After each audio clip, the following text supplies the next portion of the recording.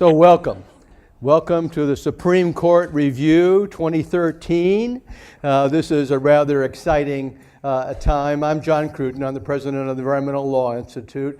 We have been doing this for a number of years. This is the third time that we've done it here at the Harvard Law School in a row. And so before I even start, I want to thank the Environmental Law Program and for all of you here that are watching us.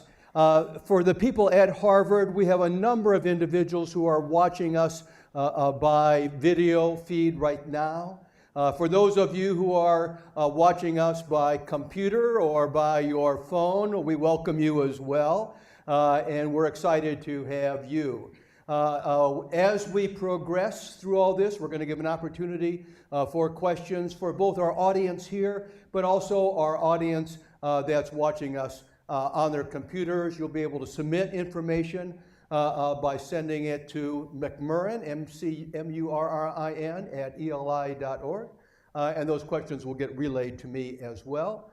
And so we're about to start. Now, I just came in this morning from Washington, D.C. Pause. It's not working. But the court is.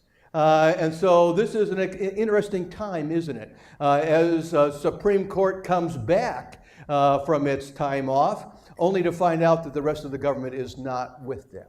And yet they are.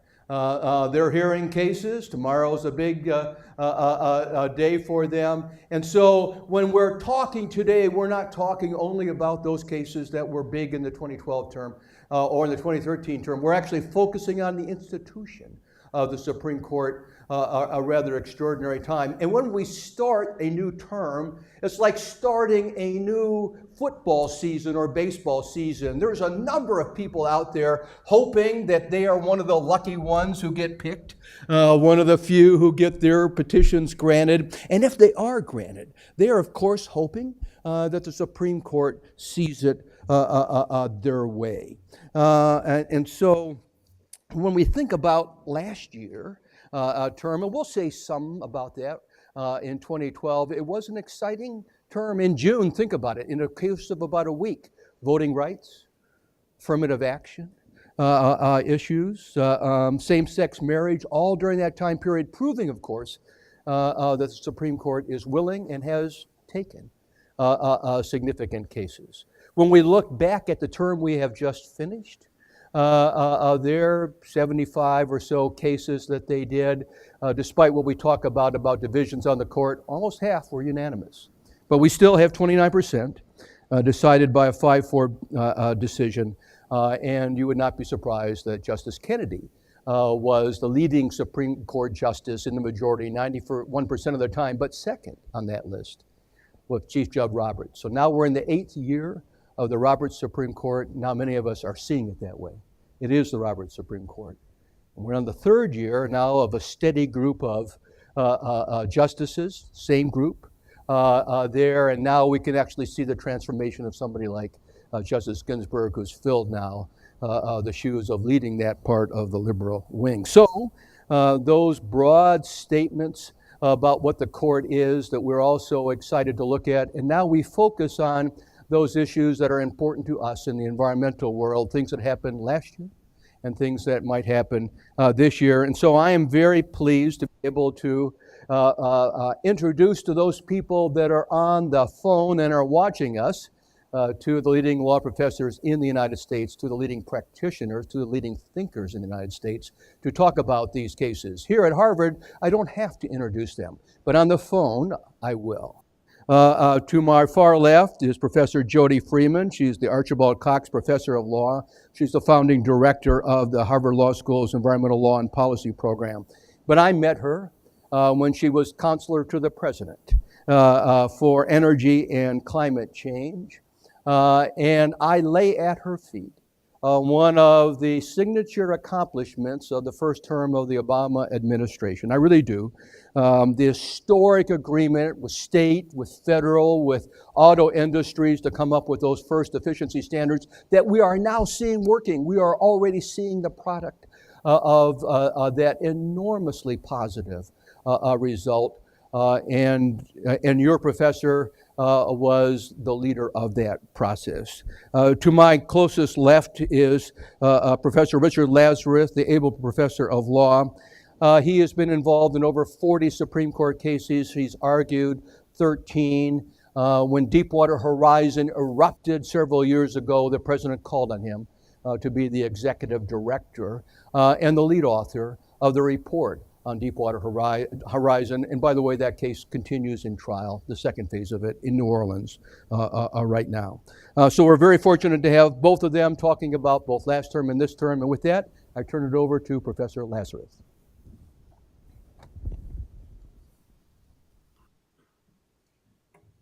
Thanks very much, John. It's really a pleasure to welcome John Cruden here as president of the Environmental Law Institute. We were really pleased when John agreed to hold it up here. This program we've been doing at least for 20 years rather than down in Washington, D.C. And ELI is just a terrific organization. Really was born in the beginning of the modern environmental law era here in the United States. And John has been head of it after an extraordinarily distinguished career at the Department of Justice at the Environment and Natural Resources Division, and it's really done great things for ELI. Also, it's great for me to be joined by my colleague, Jody Freeman, back from a year leave and here fully engaged, and it's great to have her back as my colleague and friend. Let me tell you, my job is pretty simple right now, and that's just to give you a sense of the format for it. We're going to do a review of 2012 term and then a preview of the 2013 term. When we talk about these cases, we're going to be talking about two different types of cases. Cases which are just sort of strict traditional environmental law cases, and cases which may be themselves sort of outside the environmental law area, but have significant implications for environmental law. We're going to talk 2012 about the first two set. These ones are going to drop off. We're not going to talk about them today, but happy to take questions or anything else about them. Then we're going to move to 2013, and we're going to talk about one case the court has already granted, and three cases that are currently pending before the court. One of which, the Coalition for Responsible Regulation case, promised to be, if granted, one of the most significant environmental law cases perhaps ever to be heard by the court. Jody. Thank you, Richard. Welcome, everyone. The first case I want to talk about is City of Arlington against FCC, not an environmental law case per se, but a potentially hugely important administrative law case with real implications for environmental law. Now, this case involves a statute, the Communications Act, and specific provisions that are designed to ensure that state and local governments act promptly when they exercise their zoning authority to grant siting permission for wireless infrastructure like cell towers, hence the photo. So obviously not an environmental law issue on its own. But the question presented in this case is whether Chevron, the familiar framework for reviewing agency interpretations of law, actually applies to agency interpretations of their own jurisdiction, not just other legal interpretations, but really interpretations that go to their own regulatory reach. Now, some of you are very familiar with Chevron, some of you less so if you're beginning law students, but Chevron is a very familiar, well-established framework for reviewing agency legal interpretations. Interestingly, though, the Supreme Court has never squarely addressed this question of whether it's the right framework for reviewing jurisdictional questions, hence the importance of the case. The majority in this case, which says yes to that question, that Chevron is the right framework and should apply to agency jurisdictional interpretations, is really an interesting lineup if you look at it. Some unlikely suspects together. Justices Alito is not there. Justices Thomas and Scalia, both conservative members of the court. I think we can explain their association here with the liberal justices, and I can do that a little later for you, but just as a summary, two justices that are favoring here clear, stable background principles for reviewing agency decisions, and three liberal justices that are more likely interested in granting deference more often than not to expert agency decisions. A dissent led vigorously by the Chief Justice, which I will discuss, and a concurrence, which actually we ought to place in the category of the dissent. Justice Breyer in his concurrence agrees with the framework approach in the dissent, even though he agrees with the outcome voted for by the majority. So here's the statute, bear with me. The question here, of course, is whether the agency has the authority to interpret a statutory provision and be granted Chevron deference, so we have to look at the provisions. The first relevant provision is a general conferral of rulemaking authority to the FCC, giving it the authority to prescribe rules and regulations as may be necessary, a very general grant of interpretive power. The statute also includes, however, a savings clause which is meant to recognize that we're dealing with state and local government zoning power here. And so this provision reads that, except as provided in this paragraph, nothing shall limit or affect the authority of state and local governments over decisions about wireless service facilities. And then a requirement placed on state and local governments to act when they receive these applications, that essentially they do so within a reasonable period of time. And that's the statutory question. What's a reasonable period of time? And the agency, in this case the FCC, defines reasonable period of time to mean presumptively, but rebuttably, 90 days for some kinds of applications and 150 days for other applications. And finally, the final relevant provision is a judicial review language that, pardon me guys, that specifically says that a person's adversely affected by any failure of state and local governments can go to a court of competent jurisdiction. This could be the basis, and was, for the Chief Justice for arguing that in fact the agency isn't delegated the interpretive authority over what a reasonable period of time means. Those are the key provisions. And so what we see at oral argument is Justice Scalia taking the view that Chevron is the right framework.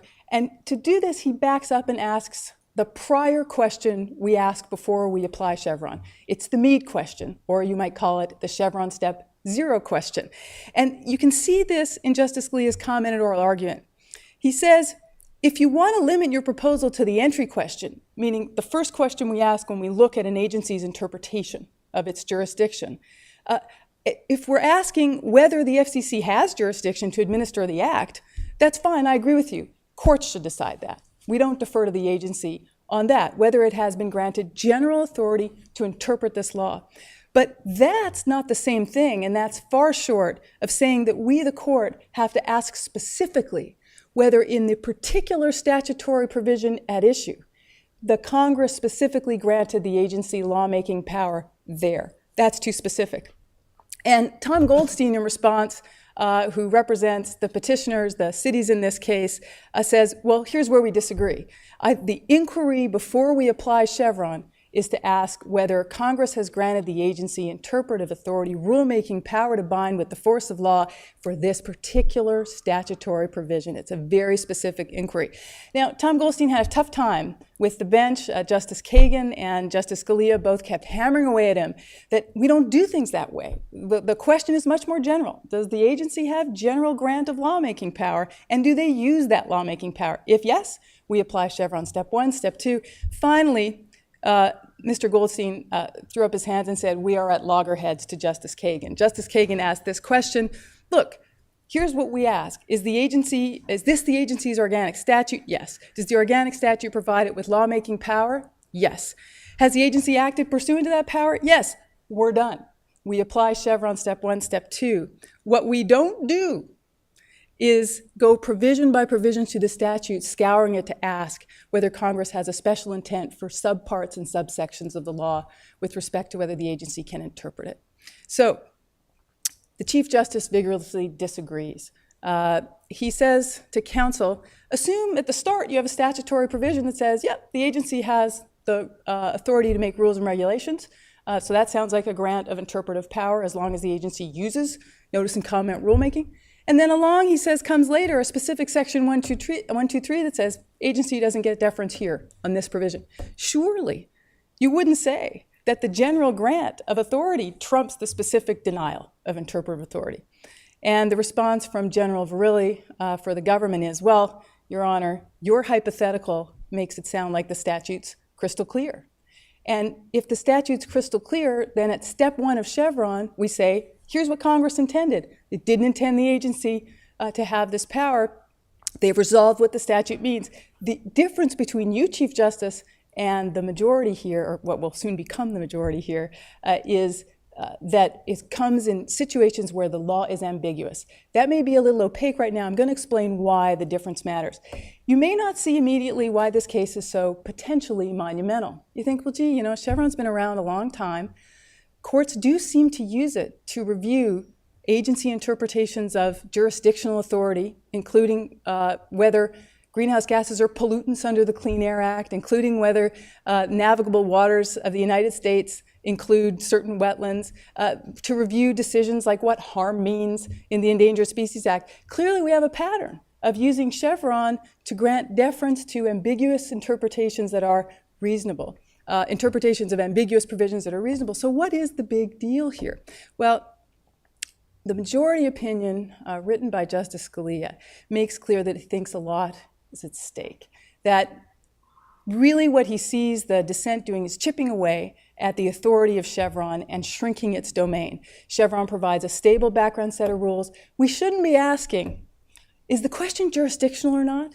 If not, we don't apply Chevron. Because what will that do? Invite a bunch of litigation arguing that what the agency is doing is interpreting its jurisdiction. So it's going to create a lot of uncertainty about whether Chevron applies. It's going to create a lot of litigation, and it's going to chip away at the foundation and the clarity established by Chevron. Make no mistake, he says, the ultimate target here is Chevron itself. And finally, he points out that, look, these interpretive calls are going to be made by somebody. It's either unelected bureaucrats interpreting the statute or us, unelected judges. Which would you rather? And that's a response to the Chief Justice, who feels differently. The Chief Justice says, look, this is fundamental, my disagreement. A court shouldn't defer to an agency till we're sure Congress has granted it lawmaking power, until we know it's entitled to deference. The court has a prior responsibility, a constitutional responsibility, to figure out if Congress meant the agency to be engaged in lawmaking. And that's a prior decision the court has to make. And Roberts, at oral argument and in writing the dissent, made clear that he thinks this is a separation of powers issue. It's a fundamental question of the court's role. And this idea that unelected judges shouldn't be engaged in this, well, that's exactly the court's responsibility. Now, let me wind this up by saying, again, why is this case a big deal? Lots of commentary about Arlington. Some saying, incredibly important case, others saying, ho-hum, knew it all before. Chevron is the right step one, step two approach to agency interpretations of law, even if it goes to the agency's own jurisdiction. But if the dissent had prevailed, if the Chief Justice's view had prevailed, what might have happened, we have to ask. And that's what could potentially make this an important case. Really, what didn't happen makes it an important case. And we see this with just a few examples. I'm not sure myself how much of a difference the dissent's view would have made, but as Richard reminded me, if the dissent feels very strongly about it, it obviously believed it would have made a big difference. Here, look at a case like Mass versus EPA. The question is what the word pollutant means in the Clean Air Act. Do pollutants include greenhouse gases? Well, that's an arguably jurisdictional question. I mean, I think it's not even arguable. It's a jurisdictional question. Do we have the right to regulate greenhouse gases? Now, that case was a Chevron step one case. Statute's crystal clear. Pollutant is capacious enough to include greenhouse gases. We don't get to step two of Chevron. We don't ask, should we defer to the agency? Because the court says it's not ambiguous. So if the dissent's approach applied here, wouldn't have mattered. Because the dissent's approach makes a difference where the statutory term is unclear, it's ambiguous. And then the dissent would ask, is there a specific grant of interpretive authority for this provision? If there isn't, we, the court, decide it. And we don't defer to the agency, no matter what it said. We don't care what the agency said. Whereas if it was an ambiguous provision and the majority's view applies, it's ambiguous. We just want to know if the agency has general grant of interpretive authority. And if that's the case, then we'll defer. So it's really about the posture of deference when a statutory provision is ambiguous. But in these cases I'm talking about illustrations, they're step one cases. In other words, you never get to the ambiguity. The court decides right off the top, look at Rapinos, a step one case under Chevron. We know what the statute says. The statute says the agency can't do this. So here's the payoff. The place where the dissent's view in Arlington could have made a difference, could have shrunk the authority of agencies, could have led to less deference by reviewing courts, and therefore would have been of concern to agencies like EPA, DOI, FERC, and the Department of Energy, is a situation where you've got an ambiguous statutory term. So the classic case is Babbitt versus Sweet Home. We covered this in my leg class the other day, and I'm getting the thumbs up from Section 6ers. Think about this example, and then I will move to the next case. In Babbitt, the question is, what does harm mean in the Endangered Species Act? As part of the definition of the take prohibition that says you can't take endangered species. The agency defines harm to mean habitat modification that actually kills or injures wildlife. That's the agency's interpretation of its jurisdiction. It's a jurisdictional question. Now, if you conclude that that term is ambiguous, and you're the majority in Arlington, you say, ambiguous. I go to step 2 of Chevron, and I defer to the agency's permissible interpretation, exactly what happened in the case.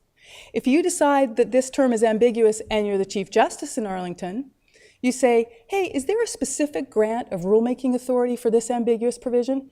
In the definition section in the ESA, Congress doesn't specifically say agency can interpret these definitions by making rules and regulations to further elaborate them. It doesn't say that. So maybe the answer is no, no specific grant, and maybe then the court says, then we'll decide. We won't defer to a permissible interpretation. So you can imagine scenarios, and indeed the greenhouse gas case I'm going to talk about later, and Richard's case, the Homer case he's going to talk about, raise these possible tensions where an agency could get less deference in some circumstances. And so the response to this is, whew, I think that's what people conclude about Arlington. It's not what it decided, it's what it didn't decide. Arlington matters where the term is ambiguous. The majority's view I just outlined for you, this is a summary, and the dissent's view quite different, the court decides. Let me move now to American trucking. This is a case about provisions that the Port of Los Angeles adopted through mandatory contracts that trucking companies had to sign in order to get access to the port. These contracts contained a number of environmental constraints meant to control truck emissions, pollution, other problems that the trucks cause with massive volume going in and out of the Los Angeles port. The issue in the case is whether these provisions the port makes mandatory are in fact preempted by a federal law that is meant to preclude state and local governments from interfering with a comprehensive federal regime governing the trucking industry. So, 2 questions presented in this case. The first is whether the federal law I'm talking about, the Federal Aviation Act, don't be fooled, it says aviation, but this set of provisions is about trucking.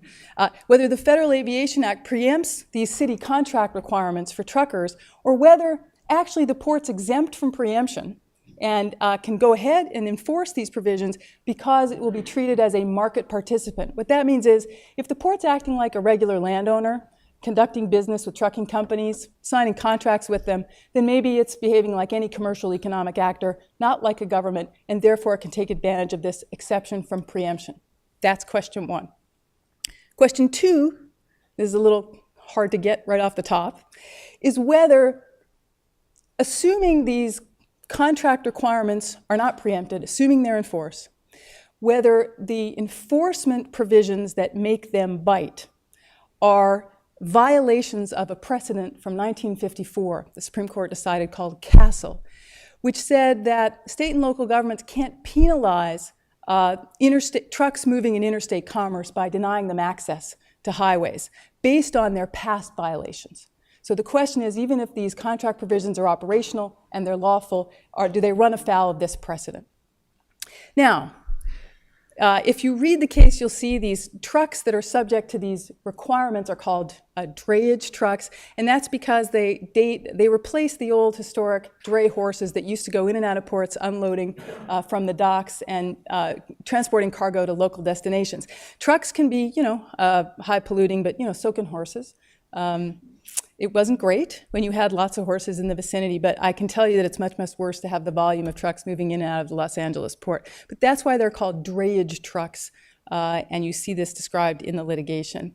This, just to give you 30 seconds of context about this case, this slide is meant to illustrate long-standing battles over the expansion of the Port of LA. Anybody who's from California, Southern California, knows about this since the late 90s. the Port of LA has sought to expand and has met with ferocious local opposition and environmental organization opposition to their plans to expand because of huge emissions coming from the trucks moving in and out of the port. Very harmful diesel emissions, a variety of other pollutants, trucks idling, trucks parking everywhere, running their engines. And the litigation that this spawned ultimately led the port to say, we've got to do something about this. We have to satisfy these local issues if we're going to ever expand. And they adopted a Clean Air Action Plan.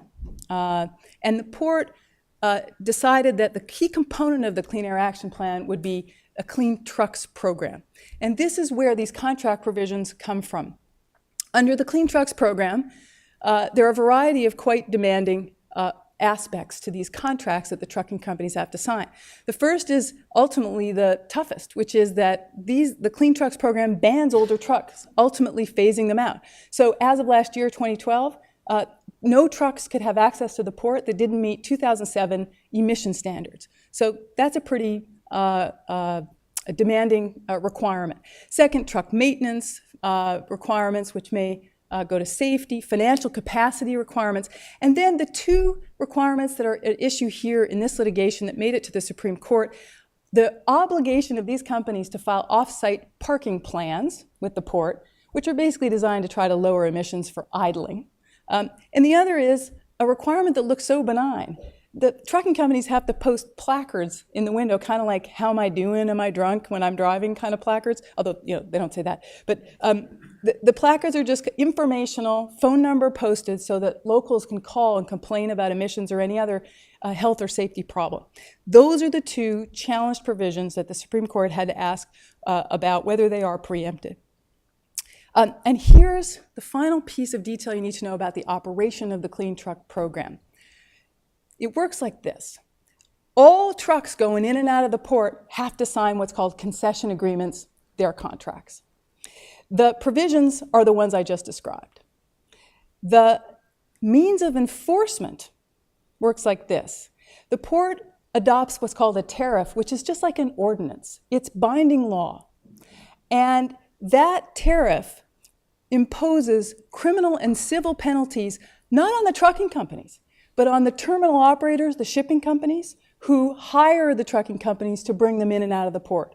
So if the terminal operators who provide access can't demonstrate that the trucking companies have signed these contracts, they're subject to misdemeanor, 6 months imprisonment, and civil penalties.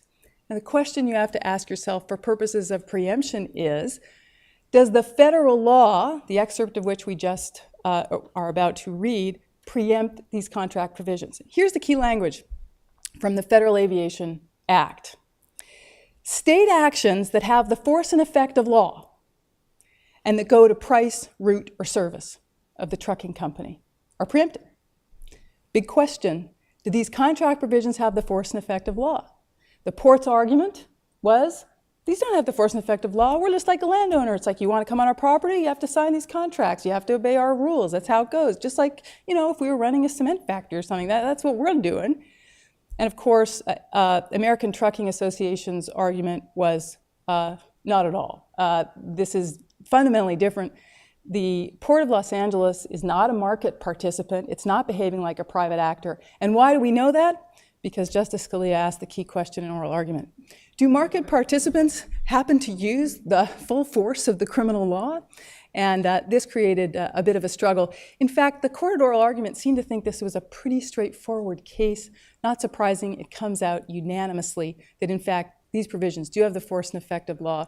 Off-site parking rules, the placard provisions, both preempted by the statute. The program has the force and effect of law. Justice Kagan, writing for a unanimous court, says, we know that because the port chose a tool no commercial actor has at its disposal, the hammer, she says, of the criminal law. And then she writes something interesting. The court does something interesting on this question of market participant exception. Let me spend 30 seconds on that. There's a question that is yet to be resolved about how big this exception is to preemption. What are the contours of the market participant exception? Is it limited to what the statute says? Does the statute provide the source of this exception? Or is there a kind of freestanding, free-floating market participant exception for governments acting in a commercial capacity like private actors would, that comes to us from the development of doctrine under the Dormant Commerce Clause and from implied preemption cases. Never has the court held that there's a market participant exception that applies to express preemption. This is an express preemption statute. So we're all curious, is the Supreme Court going to expound on the extent of the market participant doctrine? And here's all the court says. We agree with the basic idea, the premise, that there is a rough line between a government acting in a regulatory way and a government acting like a private actor in a contractual way, but we're not going to say anymore because they acted this way. Prison and fines means we don't have to reach the question of market participant. Force and effect of law test has been met. The second question presented, I don't want to spend a long time on this, but just to square the circle here, remember, this is about whether a pre-existing precedent from 1954 meant that for non-preempted parts of the Clean Truck Program, the operational provisions that survive this litigation, and they do, there are several that weren't challenged here, can they be enforced against the trucking companies? Can they be their license to come into the port be suspended or revoked? Or does it run afoul of the Castle case? Because Castle says the federal regime for letting trucks on the road is exclusive. And the court punts. The court says, we're in a pre-enforcement posture. We don't know what the port will do. They've never tried to exercise these enforcement powers. It's premature. We won't reach it. But we'll give you a hint. Nothing we said in Castle prevents a state from actually taking off the road a truck that is currently in violation of provisions. That case was about past violations of requirements. Still, this doesn't resolve a key question for the LA port, and that is, if I've got a trucking company and 2 of its trucks don't comply with their contract provisions, can I suspend the license for the whole company? Or is it just these 2 trucks?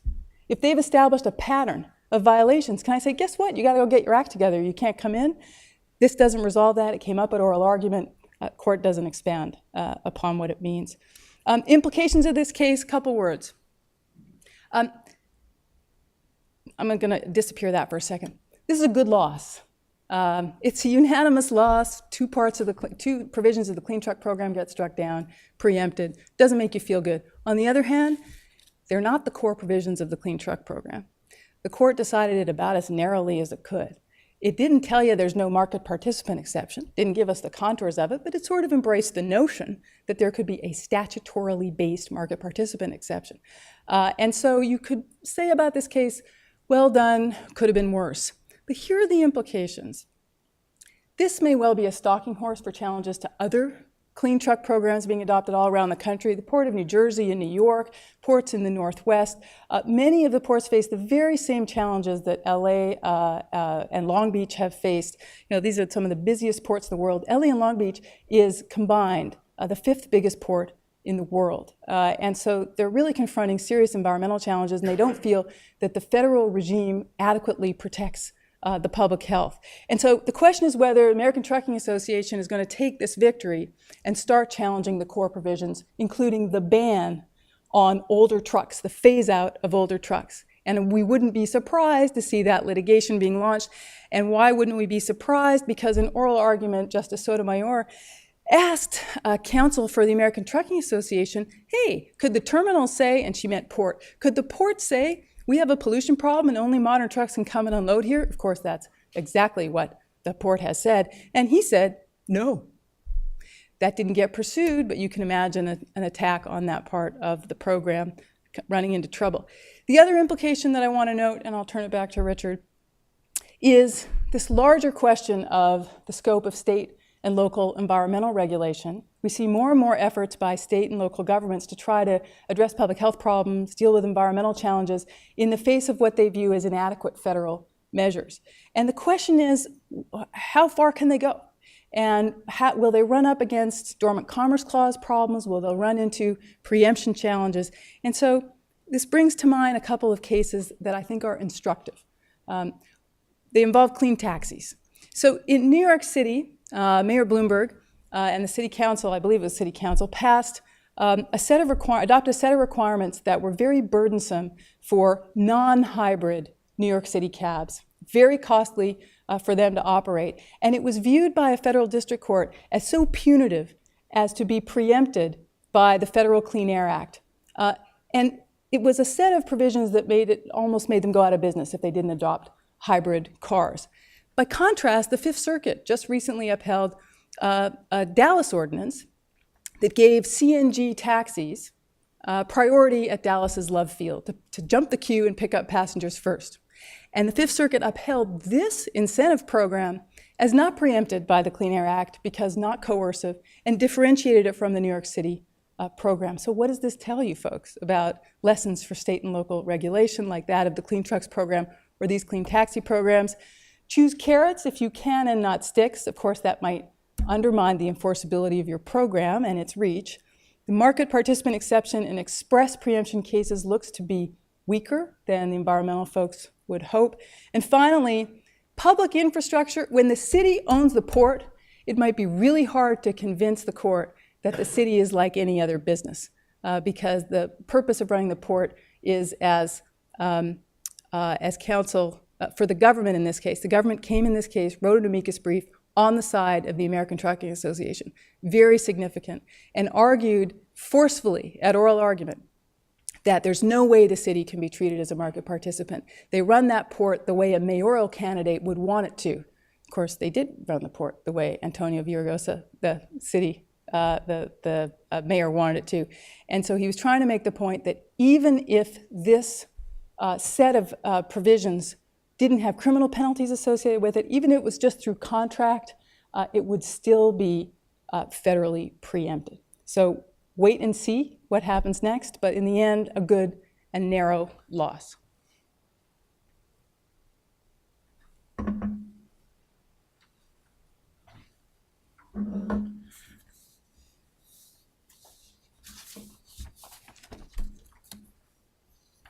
All right, I'm going to talk about two Clean Water Act cases decided last term, LA County versus Natural Resource Defense Council and Decker versus Northwest Environmental Defense Center. I have to disclose at the outset I was co-counsel with NRDC in the first case. These are both Clean Water Act cases. They both involve the regulation of stormwater. Stormwater is an extremely significant water quality issue in the United States, particularly over time as we've done more and more regulation of classic industrial point sources. There's been less and less regulation proportionally of the runoff sources, and they're one of the major sources of water quality problems here in the United States. They're also really hard to regulate. They're hard to regulate practically because runoff just tends by its nature to be harder to regulate. They're also harder to regulate because people feel less responsibility for them. They feel less like just because it may be running off of their property and they actually may be turning it to classic point source, they didn't really create the pollution in the first instance, and harder politically because a lot of the industrial discharges, but a lot of municipal discharges come from local government and local cities and from our own backyards. And the cities really don't want to have to deal with the cleanup of those pollutants. That's why it took a long time for these issues to get before the United States Supreme Court. The relevant statute is Section 402P of the Clean Water Act. This was added in 1987. What this provision does is, in the first instance, make clear they don't require a permit, these kinds of discharges, because environmentalists have been trying to get EPA to regulate these kinds of runoff, which becomes sort of a culvert into a ditch, and therefore looks more like a point source, which the statute regulates quite vigorously. But then there's, as always, an exception to it as part of the political compromise. The exception is for industrial activity, municipal separate storm sewer systems serving a population of 250,000 or more. There's some other exceptions. Those are the two exceptions relevant to us. They do require permits. They require permits for industrial discharges and municipal discharges, system or jurisdiction wide. The LA County case involves this kind of permit, and the Decker case involves this kind of permit. Turning first to both these cases, I guess I want to mention one thing they have in common, both from the Ninth Circuit. In both cases, the environmentalists won. You can predict the rest. In both cases, the judgments were reversed. But the cases are a little more complicated than that in the outcome, and a little more nuanced, especially in the LA County case. So in the LA County case, what was at issue was basically this. This is a map showing parts of LA County, and all of these different sources were controlled by one Section 402 permit. There are thousands and thousands and thousands of little pipes, ditches, all the way including from the smallest little pipe to the biggest One, LA River itself, which is itself concrete on both sides of it. And they take all the runoff from this area and they channel it and they discharge it ultimately into the Atlantic Ocean. And the question is whether or not sort of once you show a problem here, and there was no question that this was causing a violation of water quality. The discharges right here were causing a violation of water quality there. And so NRDC said, all right, there's a permit. It's a violation of the permit because it's a water quality violation. That is clear, no dispute. And they said, LA County, you're responsible for it. LA County said, wait a second, it's not just us. There's 84 cities in LA County, all of which are responsible for this. Tell us which ones of us actually did it. You can't just say we did it because we have sort of more than 50% of it. You have to show which one. It's a fingerprint, and say which one of us caused this water quality violation. NRDC said, no, the permit itself, the Section 402 permit, the way we read the permit, matter of permit construction, once we show a violation of the permit, you have to show who's responsible for it. We don't have to actually fingerprint it. The burden switches to you. In front of the Ninth Circuit ruled in favor of NRDC. That was the good news for the environmental plaintiffs. The bad news was that he rejected their argument. They said, we don't think the permit reads that way. So we don't think you win on your legal theory. But we've got good news for you. We think you win on a different legal theory. And that is, we think that the monitoring stations in the river happen to be where they're located. We think those monitoring locations which show a water quality violation, we think actually LA County is responsible for that, all of it. Now the problem with that was either wrong as a factual matter about where the monitoring station was or colossal legal error by the Ninth Circuit. No one's quite sure which kind of mistake they made, but they made a mistake in ruling in favor of NRDC, which put NRDC in a quandary because one case went up to the United States Supreme Court and the court granted the case. NRDC had to decide what to do. Were they going to abandon the rationale of the Ninth Circuit? Or were they going to try to defend something which was actually indefensible? So what they did, in the very first sentence, they said, here's the question you granted on. The answer was no. We all agree. And we told you that at the cert stage. There's no dispute about that. We all agree the Ninth Circuit was wrong. Now, the judgment was right for a different reason, the one they rejected, but it was wrong. So they abandoned the legal argument right at the beginning. And not surprisingly, in the Supreme Court, Justice Ginsburg's opinion says everyone agrees. This case is over because everyone agrees about it. We therefore reverse that court's judgment. Now, NRDC tried another thing. They said, they tried to say they were right, but for the wrong reason. So they tried to defend the judgment on alternative ground. And the Supreme Court said you can't do that. You can't do that because you didn't cross-petition. You need to you can't defend the judgment without a cross petition. I don't know if the court's right about that, but they are now right about it because that's what they said. At oral argument in the case, most of the dispute seemed to center on a different topic, and that is what was left on remand. Was there a reason to remand this case or not? Should this reverse, or was there any reason to remand? Was this case done? Since the Ninth Circuit rejected NRDC's other argument, NRDC hadn't cross-petitioned. So 3 different justices said, well, there's no real reason to bring this thing back the Ninth Circuit with a remand for further proceedings. Just reverse the judgment. This case is done here. So they're debating that. Justice Breyer had a great quote where he said, I don't know when we say reverse, I don't know when we say remanded, I just let the clerk figure it out. I never know the meaning of these different things. Scalia several times said, expects to worry that if they gave the Ninth Circuit any wiggle room at all, they'd go back and rule for another stupid reason in favor of the environmentalists. So he expressed that opinion once. He expressed it twice at the end of the argument. He said, this is, they'll find some other kind of ground to rule in their favor. Well, that was the end of the opinion. It said reversed and remanded. Alito didn't join the opinion. No one knows why. Maybe he was grouchy that day. He didn't express any disagreement with it. He just said, I concur in the judgment. And no one was disputing the legal issues involved. So it's a little odd. Back to the Ninth Circuit. Scalia is right. The Ninth Circuit somehow decided that it could still rule for NRDC, and it revisited its prior ruling against NRDC, and this time ruled in favor of NRDC on the very ground it rejected NRDC's argument before. So NRDC won everything. They won absolutely every single thing in the case back on remand back before the Ninth Circuit. The other side is quite unhappy about it.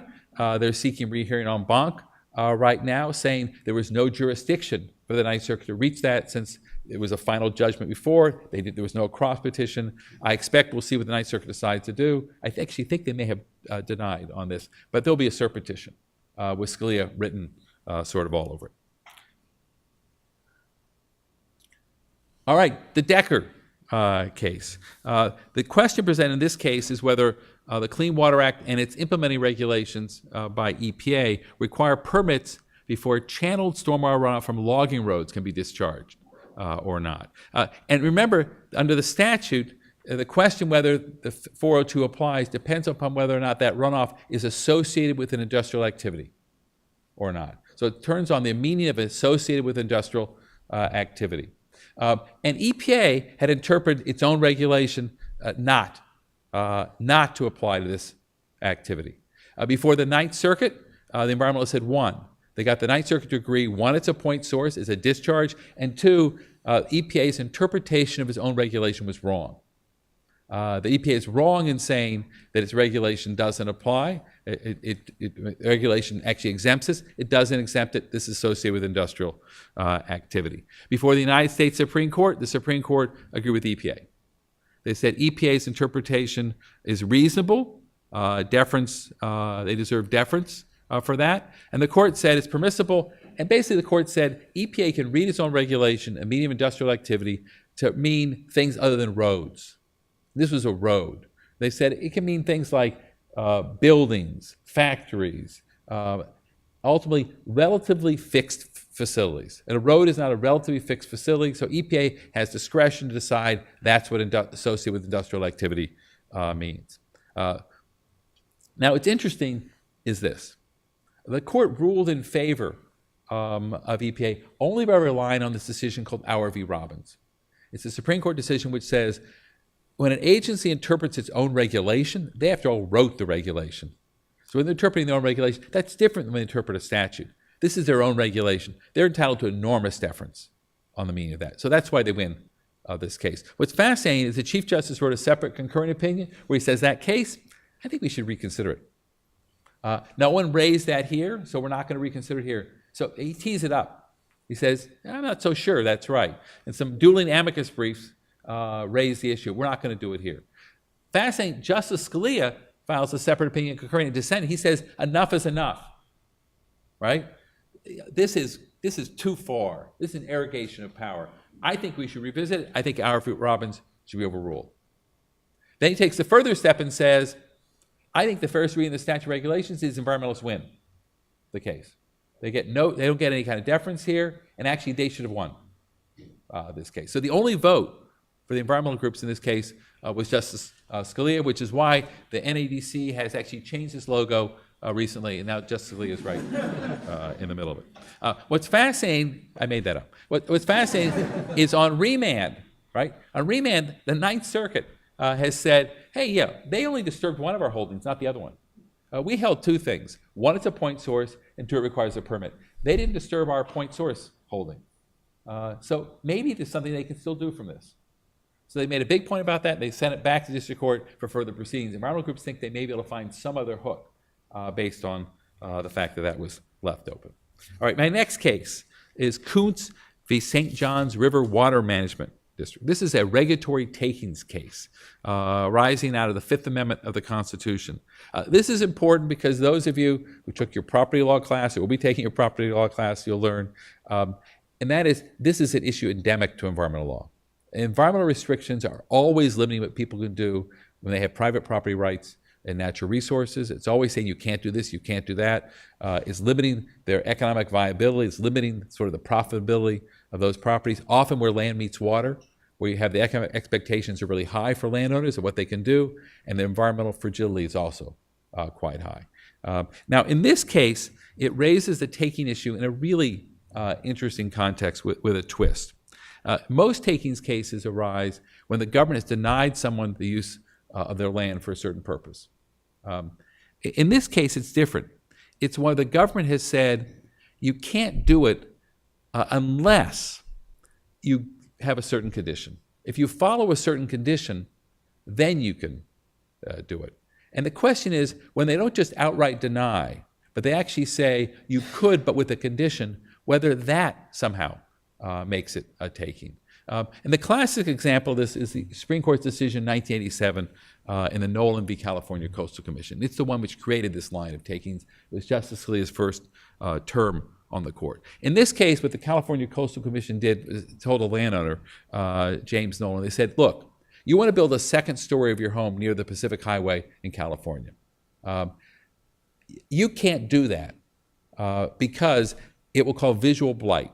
People won't be able to see the ocean as well as before. But we'll grant your permit with a condition. You can build that second story if you give the public access to the beach in front of your property.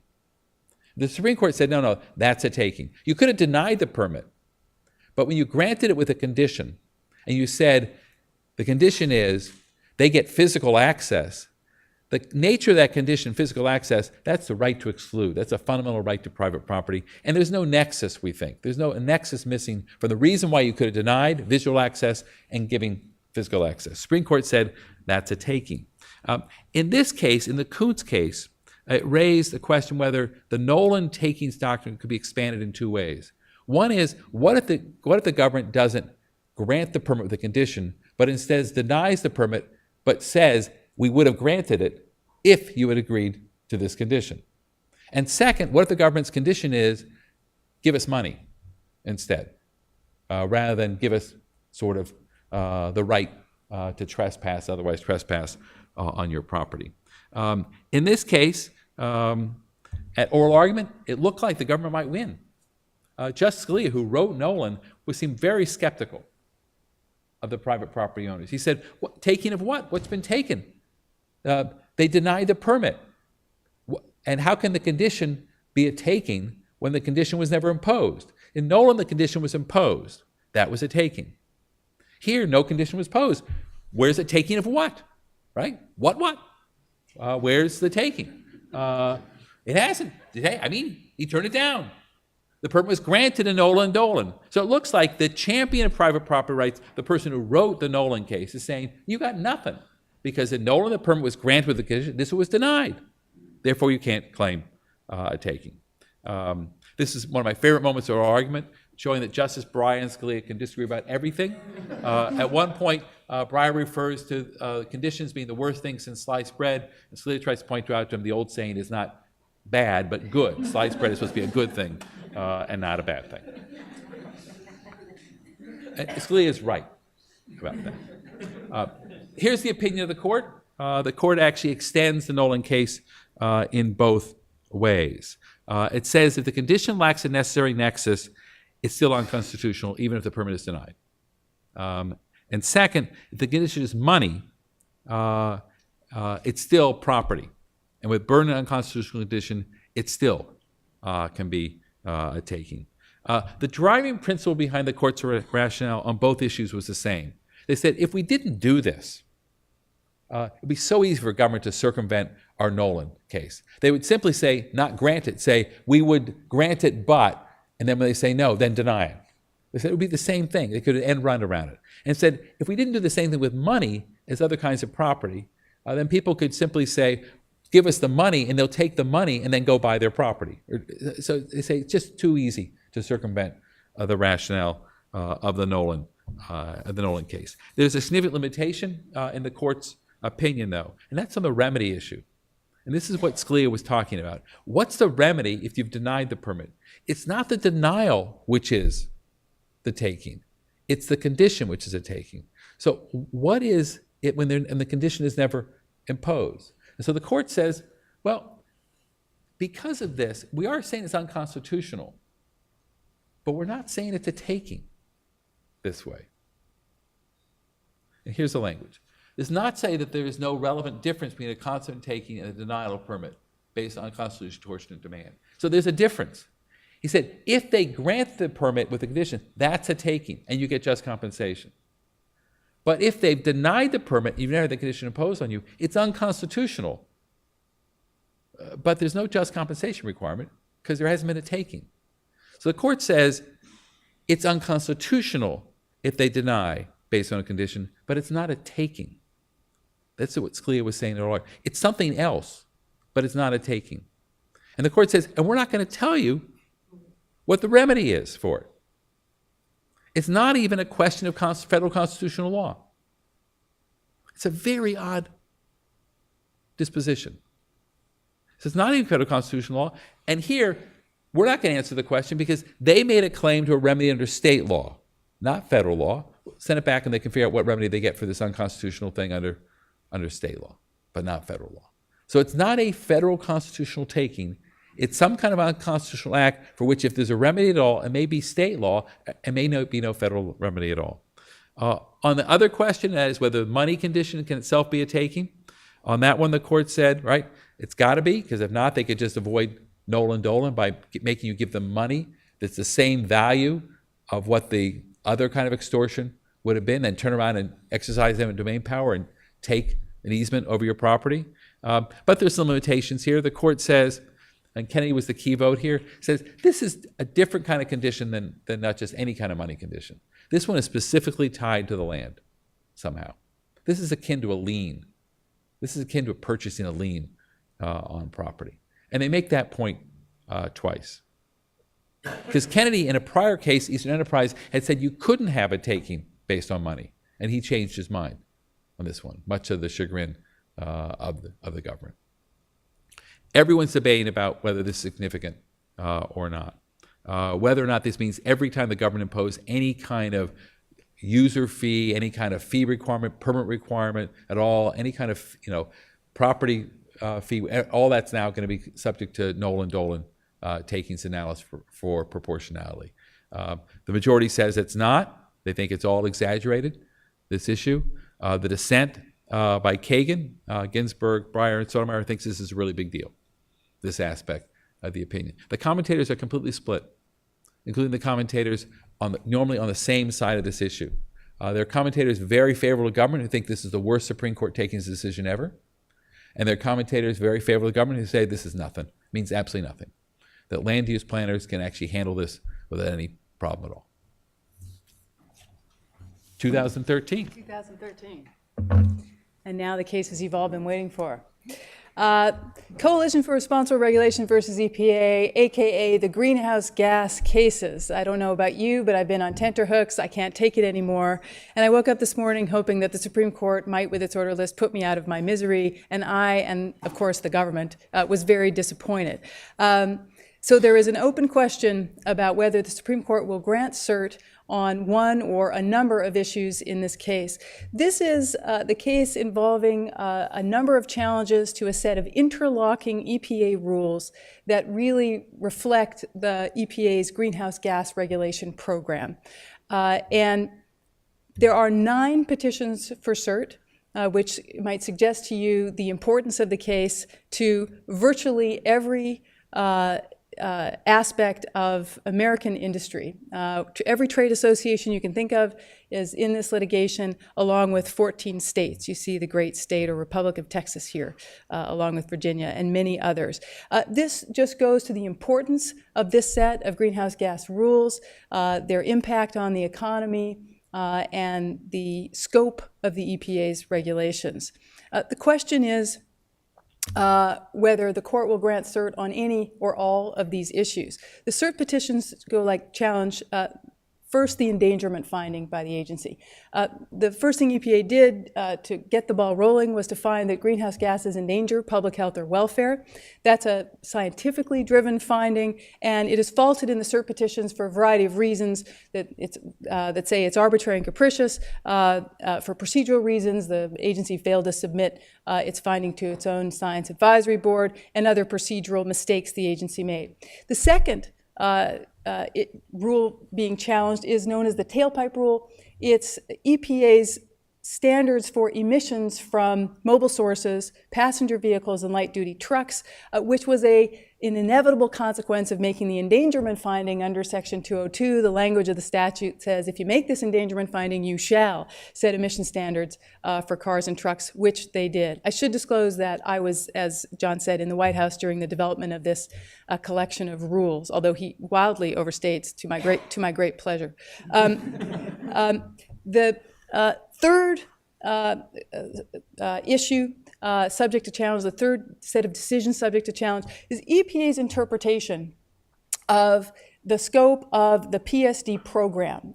This is the program in the statute that governs facilities that must go through a pre-construction review process before they can get up and running in a part of the country that is relatively clean, that is in attainment with national air quality standards. The question that arises is whether emissions of NAAQS pollutants, the criteria pollutants, trigger this pre-construction review and permitting process, or whether GHG emissions can also mean that a stationary source is triggered in and must comply with the review and permitting provisions for this program of the law. There is an argument in some of the cert petitions that this particular program doesn't affect, and GHGs cannot be regulated at all under it. Finally, the other rule being challenged by the cert petitions is called the two rules, timing and tailoring. I'm just going to refer to it throughout as the tailoring rule. The way to understand this is EPA's administrative rulemaking that raises the threshold level of emissions that would trigger a stationary source into this pre-construction review program that requires these sources to get permits and to apply technology controls to their emissions. That administrative raising of the threshold basically means EPA is saying only the biggest emitters are going to be triggered into the program. We're going to let the small guys be free of regulation. The question here is whether the petitioners, the industry has, and the states have standing, since this is deregulatory. It's letting a bunch of emitters off the hook. So where's the injury? And then the merits question, if it were reached, would be, can EPA do that?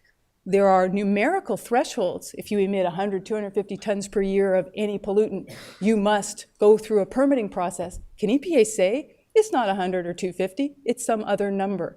That administrative rewriting on the merits question is, does it fall within EPA's authority? Finally, at least one cert petition, Texas's, suggests to the court that it ought to just overrule Massachusetts versus EPA in whole.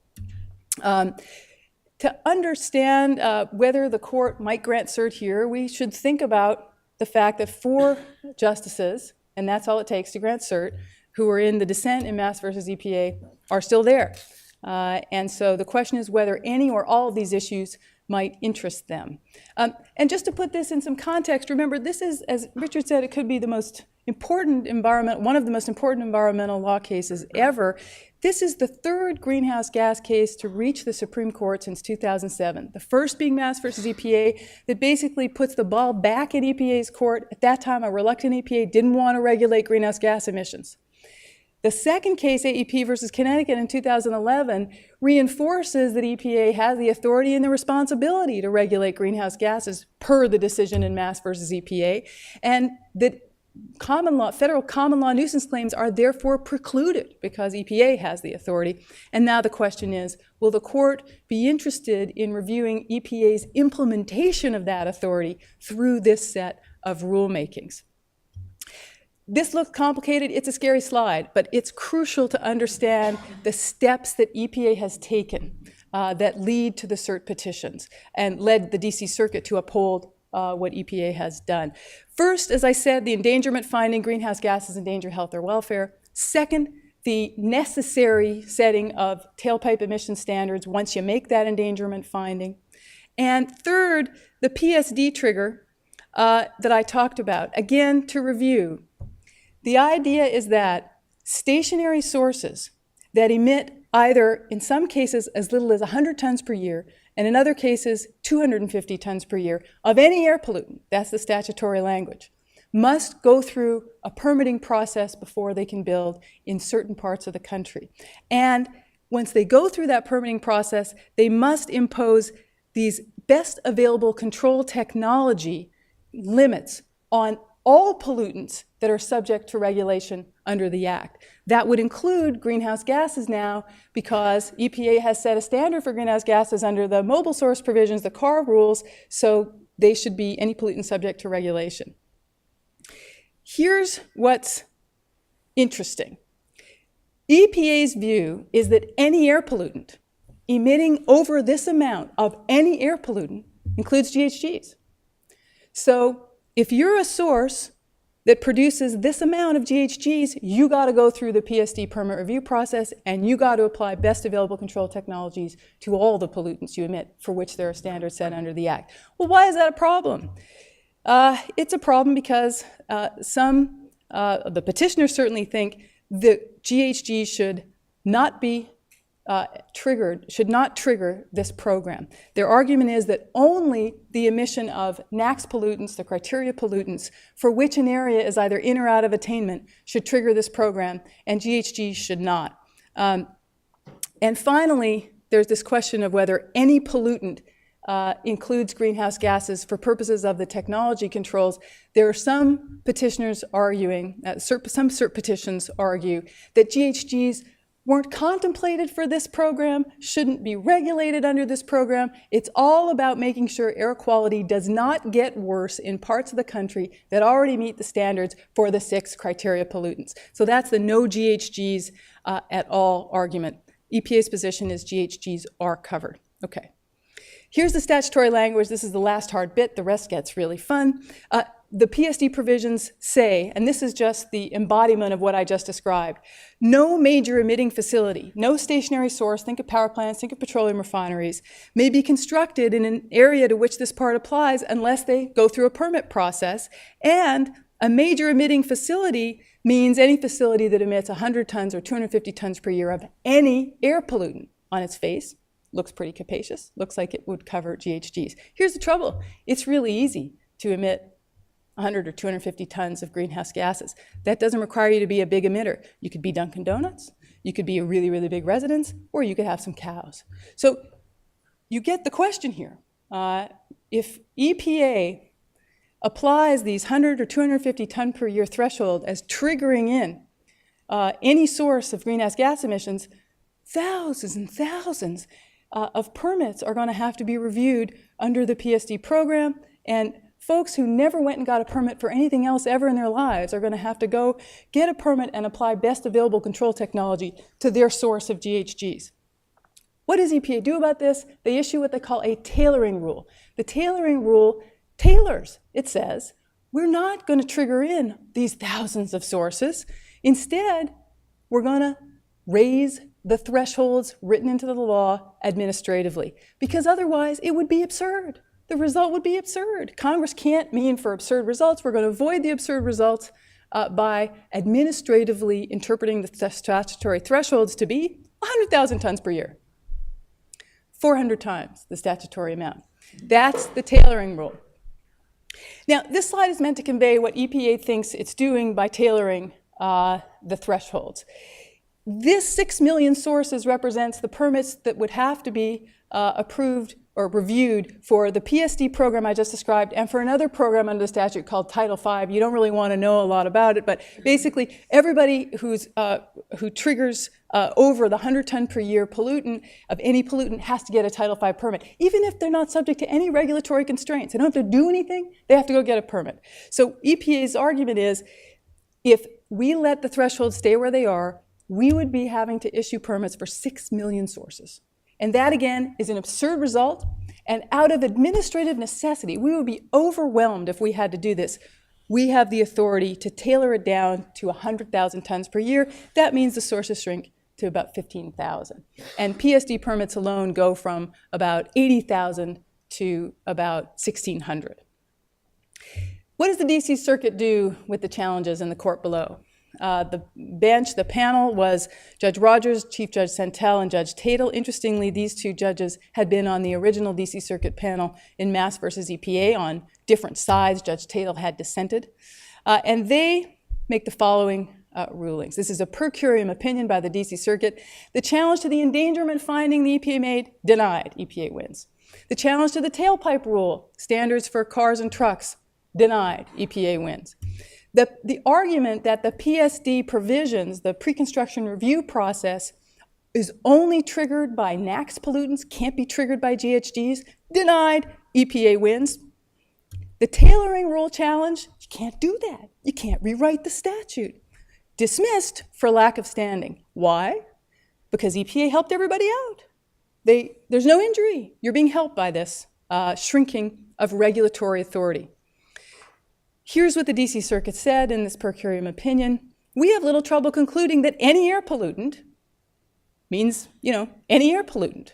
So greenhouse gas, if you emit, says the statute, over 100, 250, any air pollutant, this pre-construction review permit gets triggered.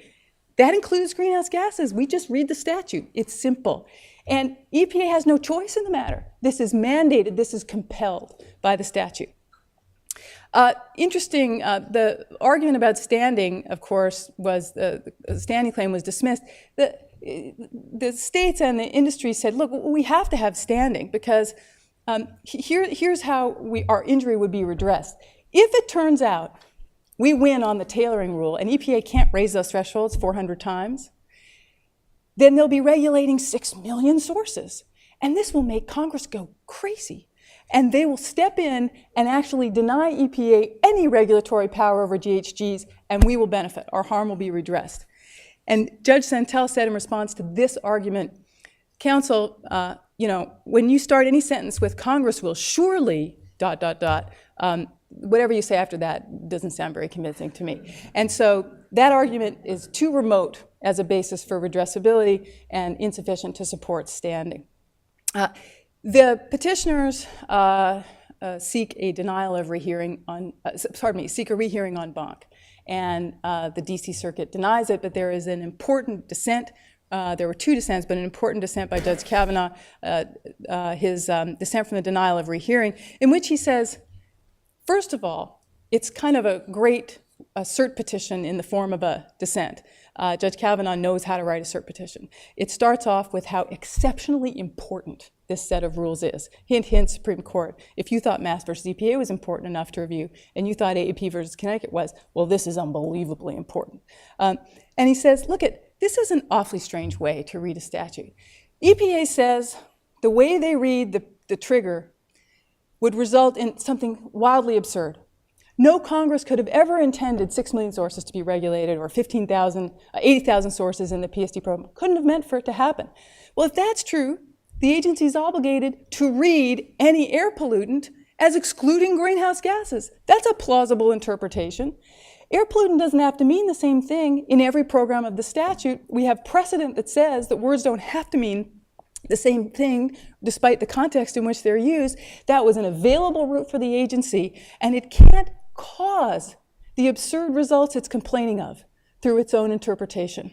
What he's saying basically is they went off a cliff on their own, and they caused themselves to be confronted with this absurd consequence that they're claiming requires them to administratively rewrite the thresholds in the law, and they can't do it. Interestingly, before I get to predictions and prognostications, although I'm wary of making them, why did EPA write in its tailoring rule and in its briefs in the DC Circuit, why did the government take the position that this would be a wildly absurd consequence if they had to regulate all these sources? The thresholds couldn't possibly have been intended for GHG. This couldn't be what Congress means. Why were they so vigorous in arguing about this absurdity? So here's one plausible account. And now it's being used against them. Now it's being used as the argument why EPA created this absurdity in the first place. One plausible view is that EPA looked around when it was writing the tailoring rule and rolling out these greenhouse gas rules and said, who's going to sue us? And thought, industry's not going to sue us. Why would they sue us? We're giving them relief. We're saying only the biggest emitters over 100,000 tons per year are going to have to go through review and permitting and stuff. We're saving them. Industry won't sue us. Environmentalists won't sue us because it's true we're not regulating to the max here. We're cutting back our own regulatory authority, but they get it. They get that we're implementing a greenhouse gas program. We're doing the best we can. They don't want to hamstring us. Environmentalists won't sue us. Maybe a fringe wacko environmental group will sue us to go the maximum. So maybe we should write very vigorously about how that would be so very absurd. Well, EPA was wrong. Everybody sued them. And their own argument about absurdity starts to get used against the agency. So I want to leave lots of room for Richard in the Homer case on which cert has actually been granted, since we don't actually know the fate of this case. But I do want to talk about the prospects for which issue the court might grant on, and if it does grant, what it might do and the consequences. So the endangerment finding. This is a scientific finding about greenhouse gases endangering health or welfare. The key determination EPA has made is that greenhouse gases are reasonably anticipated to endanger health or welfare. So they're being challenged on grounds that they were arbitrary and capricious in making that determination. They're reasonably anticipated to endanger. First, the argument is GHGs are not the proximate cause of all the terrible harms EPA anticipates. It's too remote a chain, GHG emissions. Second, EPA failed to consider mitigation, all the steps that its own rules and other agencies' rules and other steps by other governments and technological breakthroughs that might be made in the intervening years before this catastrophic set of harms comes to pass. So if you're going to reasonably anticipate whether something endangers health or welfare, you should consider what might mitigate it, and they didn't. Now, this was a very interesting argument. It might catch the attention of a justice like Justice Breyer, might be intrigued intellectually by this argument, but maybe not enough if there is a cert grant, maybe not enough to be a fifth vote to strike it down. And then challenged on the basis of the scientific record, I doubt there's going to be any interest in wading into this voluminous scientific and technical record to say that the agency has an insufficient scientific basis. So I agree with people who say granting on the endangerment finding is probably the most unlikely, but if it were granted, could be the most catastrophic. And I'll get to that right before I finish my remarks, what could happen if endangerment gets invalidated. The tailpipe rule, being challenged based on efficacy that doesn't make a difference. Set standards for cars and trucks, new cars and trucks. It's not going to have any impact on reducing the harms from global warming. The impact is on sea level rise is about the dimension of that period. It's such a tiny impact that it makes it arbitrary capricious to set standards like this that aren't going to ameliorate the problem. And secondly, it's absurd to set the tailpipe rule when you know in advance it's going to set a cascading set of events in motion that result in the absurd consequence that 6 million sources are going to need permits. You should have stopped. You shouldn't have set this standard that is the first domino in the rest of the rulemakings. Peter Keisler, who wrote the Cert petition for the American Chemistry Council, really hit this argument hard, the same argument that Judge Kavanaugh wrote in his dissent from the denial of rehearing on Bonk in the DC Circuit. Keisler said EPA could have avoided this uncertainty, this absurdity. EPA could have interpreted any air pollutant not to include GHGs, and it simply didn't. It is a plausible interpretation. What he's saying is the Clean Air Act doesn't compel the interpretation as the DC Circuit panel said it does. There's room for the agency to maneuver. On step 2 of Chevron, this is a permissible alternative interpretation, and they should have come up with it to avoid the absurdity. There's another argument in the Cert petitions that, GHGs aren't covered by the program at all, and the program was only intended for local air quality problems, large facilities. I'm not sure that has any legs, but I think the PSD triggering the possible saving yourself with an interpretation, that could wind up getting the EPA into some hot water and could wind up being invalidated. And finally, standing. The petitioners say, you can't dismiss this on standing grounds. You're playing a shell game with us. We have to have standing to challenge the tailoring rule. The standing and the merits issues here are entangled. We would get redressed, they say. Our injury would be redressed if actually we won on whether PSD can be triggered by greenhouse gases, because EPA couldn't regulate greenhouse gases under the program through a trigger. Pardon me, they would regulate, but it couldn't trigger them in. Bottom line, endangerment is everything. If there were a little scroll bar underneath this case, it would say the whole show is endangerment. Endangerment is everything. We care about endangerment. Please don't grant cert on endangerment. And if you do, please don't strike it down. Okay? And here's why.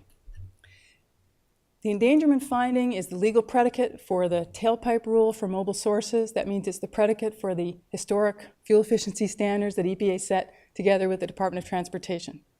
It is also heavily relied upon by the agency in setting new source performance standards, all the power plant standards you've been reading about that the President directed the EPA to set for existing power plants and new power plants as a next step. They rely on the endangerment finding that greenhouse gases endanger public health or welfare. Now, bear with me 10 more seconds here.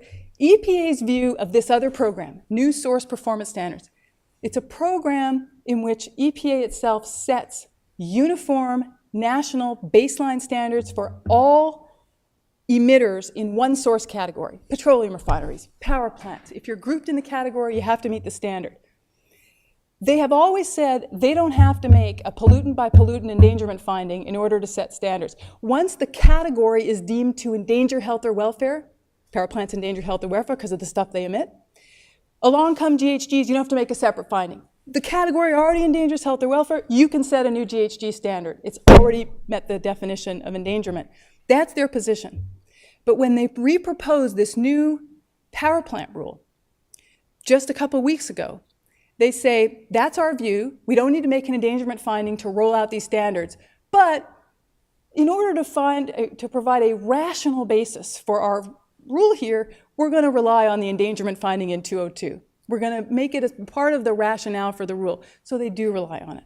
And if a court, it says the rule, if the court insists that we have to make a pollutant-specific endangerment finding to set these new source standards for power plants, this is it. We're making it here, now. Everything depends on the endangerment finding. So if it's struck down, of course it could be remanded to the agency, they could cure it, they got to roll out another endangerment finding, but time from the government's perspective is the enemy. If you do that, not only have you lost a major issue in the Supreme Court, but you have to scramble to fix it in order to rescue the rest of the greenhouse gas program that the president has already committed to. There's an interesting question about whether if the endangerment finding goes down, that set of tailpipe standards, that joint rulemaking with DOT survives. One argument is the way this was done is the Department of Transportation set fuel efficiency standards in a rulemaking that was jointly done with EPA setting emission standards. So if you cut out the EPA side of it, if EPA's rule regulating cars and trucks fails because the endangerment finding supporting it disappears, maybe DOT can hold it up because they've got the same outcome. They've achieved the same outcome through fuel efficiency standards. I think there's a real question there because the programs are interlocking and the compliance for these standards turns on EPA making certain compliance flexibilities available that DOT doesn't have. So that's a complicated question, but it shows you the consequences here of losing on endangerment if cert's granted on that issue could be very, very serious. I just reviewed that. The new source performance standards that we see rolling out would be hamstrung. Finally, soft landings, there is one. I think the issue most likely to be granted, the issue that is most likely to find its way into a granted cert petition is the PSD trigger, the EPA's interpretation that Peter Keisler and Judge Kavanaugh said it could have saved itself by saying GHG emissions cannot trigger you into this program. That wouldn't be a bad place to be because EPA would still be regulating greenhouse gases. It just wouldn't trigger the program. But once NAAQS pollutants trigger you in, if you emit other things, carbon monoxide, SOx, other kinds of pollutants, once you're captured, then under 165A4, BAC standards apply, technology standards apply to all pollutants, including GHGs. That means that even if GHGs aren't the trigger, EPA would wind up regulating about 83% of GHG emissions. This is a quote-unquote practical place to be. And you can imagine 5 votes for it if the court does grant cert on this issue. Last point, there's some collateral damage to losing on this. As Richard pointed out to me, losing is bad. Nobody likes to lose. But because I was all excited about this. One view is that this is where the agency should have started. One view is that the agency should have interpreted its way out of this problem in the first place. And there are some in the agency who'd be delighted to be relieved of regulating sources because GHGs trigger the PSD program. So this could be a very lucky result and could be viewed as a win. But there's some collateral damage because there are other pollutants, not GHGs, other pollutants that have triggered PSD review for the last 30 years. And those would no longer be able to trigger review. So there would be some public health loss. There are certain other pollutants, but I think it would be minimal. So stay tuned. It'll be an exciting term. All right, the last series of cases. One I just want to mention, this is the one that got away. This was a case the Supreme Court granted last spring that was supposed to be heard on the merits. This is a Forest Service case where environmentalists had won in the Ninth Circuit. The Ninth Circuit had ruled in favor of them. They said, you have standing. The case is ripe and you win. It's a NEPA violation.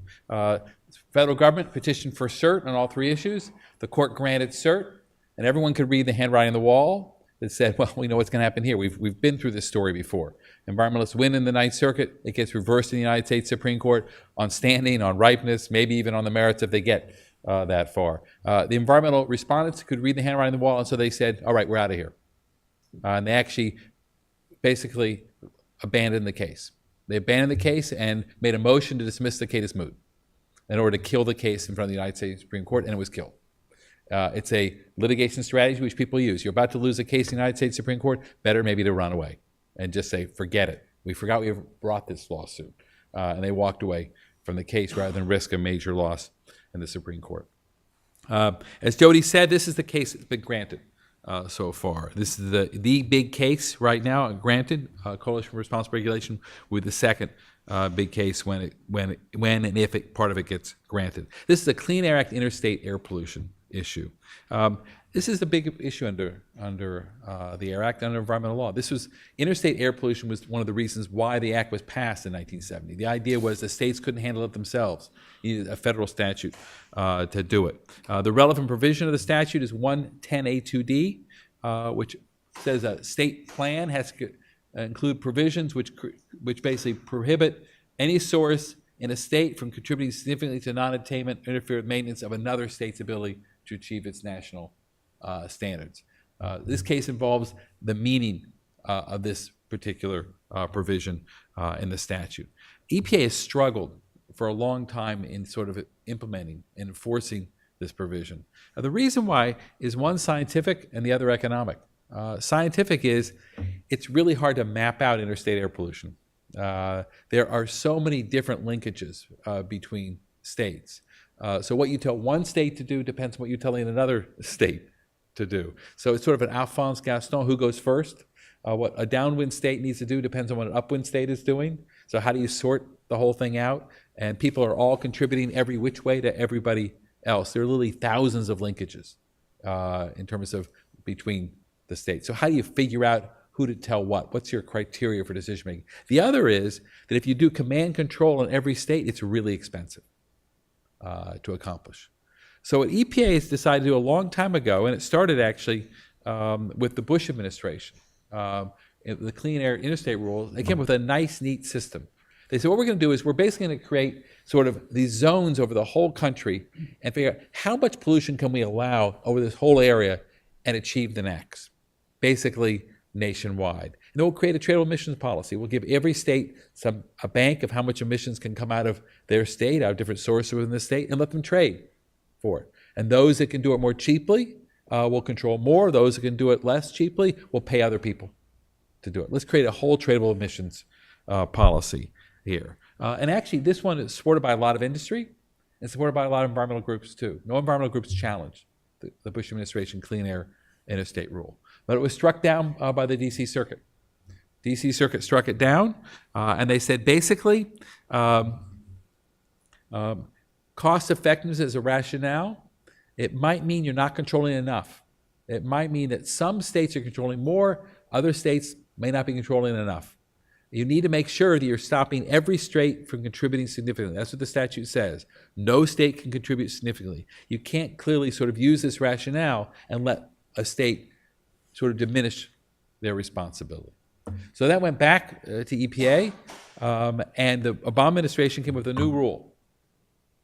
new rule called the Cross-State Air Pollution Rule, and they made it a little more finely tuned in terms of which regions do which and what the trade-offs would be. Again, enormous effort went into this rulemaking.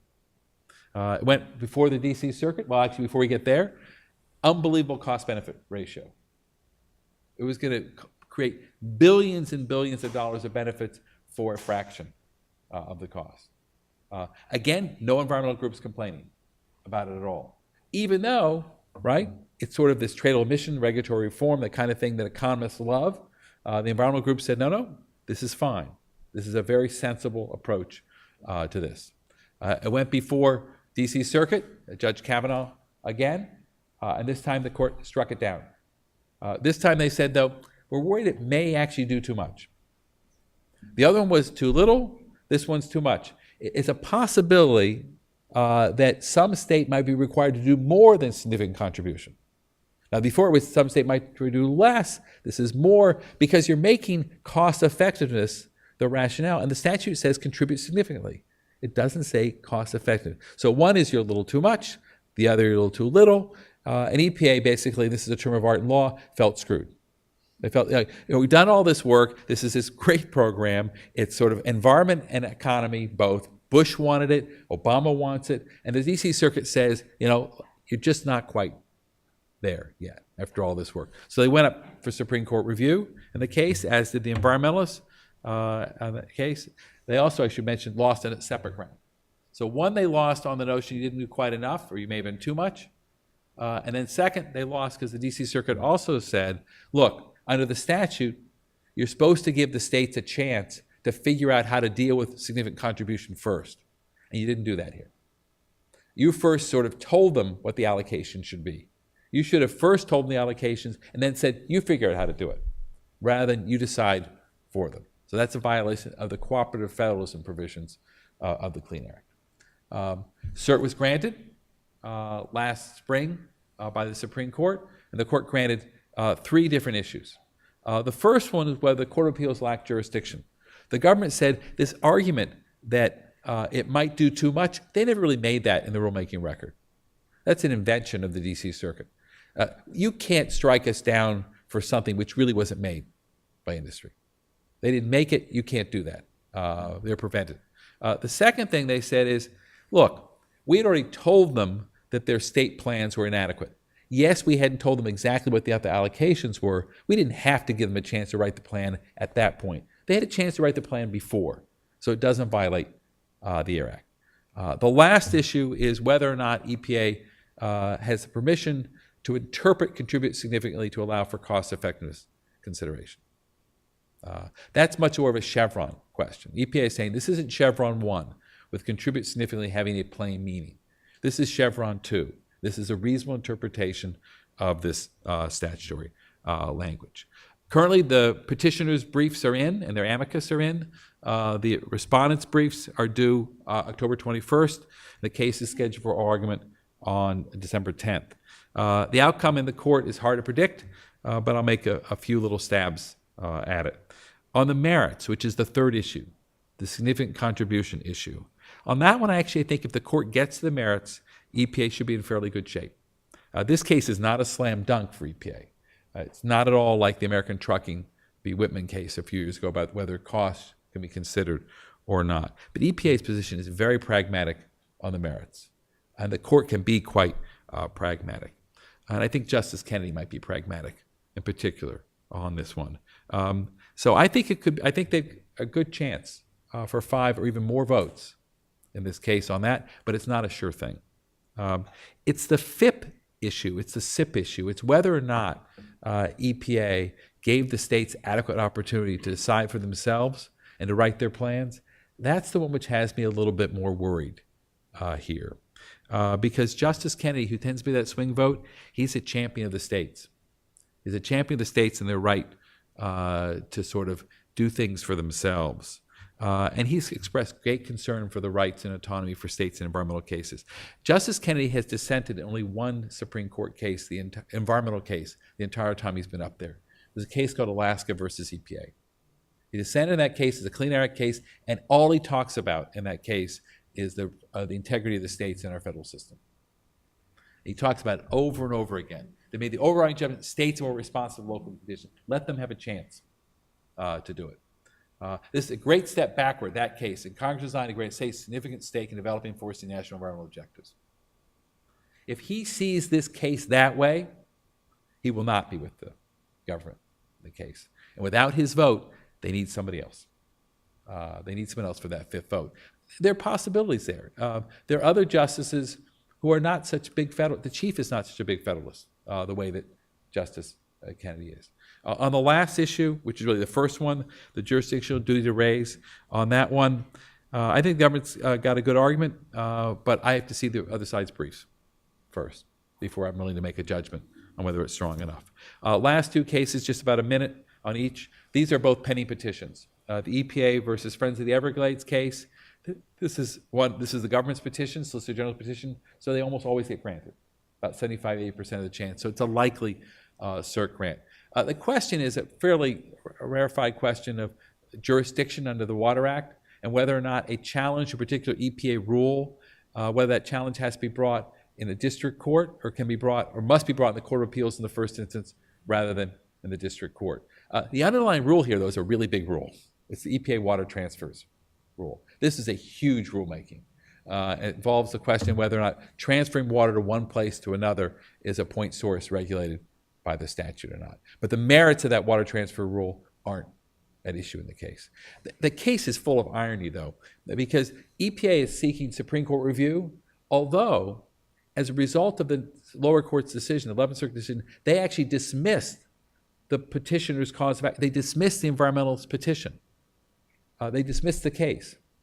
EPA won the judgment below because the case is dismissed. The environmentalists had sought dismissal of the case, and then EPA had said it can't be dismissed. But they then dismissed it, and they won the judgment because the case is over. But EPA is saying we're still harmed because we actually want the circuit to rule in our favor, not by dismissing it, but on the merits. And the reason why the EPA wants it in the 11th Circuit is they know the 11th Circuit's views on this issue. That's exactly why the environmentalists who originally brought it to the 11th Circuit are trying to get rid of the case. They know the 11th Circuit's views, and they want to refile this in a district court in another circuit. So it's a very odd procedural posture. Whether EPA is standing or not in this case is odd. This case is also pending. It's called Hornbook Offshore Services v. Sally Jewell, the new Secretary of Interior. This case arises out of the Gulf oil spill in 2010, and that Department of Interior, after the spill, imposed a moratorium on drilling in the Gulf of Mexico.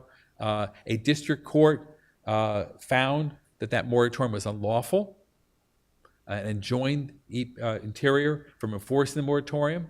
Interior responded not by appealing that, but by a couple weeks later writing a new moratorium. The district court said, you're in contempt for doing that. My order said you had no authority to issue a moratorium. Therefore, you're in contempt. It went up in front of the Fifth Circuit. The Fifth Circuit said, actually, it wasn't a violation of the district court's injunction. Because we don't think the district court, looking at their order, we don't think the district court said Interior had no authority. We think what the court said was they hadn't given adequate reasons, not that they had no authority. It is a circumvention of what the court wanted, but the court wasn't precise enough as injunction order, and since no adequate reasons, they can come up with a moratorium in this case. Questions presented are whether or not that's accurate, whether or not the district court order could be fairly read that way, not to preclude Interior from a new moratorium, and whether or not the Court of Appeals should have deferred to the district court's interpretation of its own order. It was its order, after all. 5 judges dissented from denial of rehearing en banc in the Fifth Circuit. That's a lot of judges. Very effective cert petition written in the case, which claims conflicts all over the place on these two issues. So that's another one to watch. And that's it.